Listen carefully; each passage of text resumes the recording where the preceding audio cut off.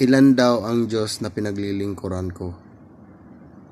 Ako kasi naglilingkod ako sa Diyos Ama, sa Diyos Anak, at sa Espiritu Santo. Naglilingkod ako sa Ama para sa mga pangangailangan ko dito sa lupa, yung mga pang-espiritual na kailangan. Hindi naman material kasi ang Panginoon hindi naman nagbibigay ng mga material. Pawang espiritual lang kanyang ibinibigay. Tapos sa anak, naglilingkod ako sa anak para naman sa aking kaligtasan.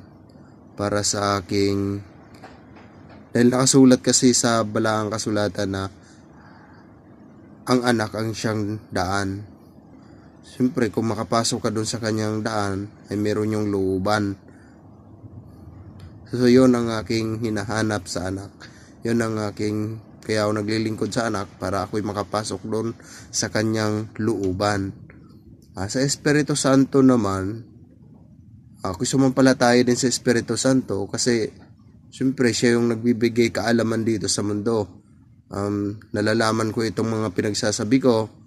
Nalalaman kong totoo ang Diyos at saan sila nanggaling. So yun, sila ang aking pinaglingkuran. Ang Ama, ang Anak, at ang Espiritu Santo. Pero hindi ho sila pare-pareho. Hindi ho sila pantay-pantay ang kapangyarihan.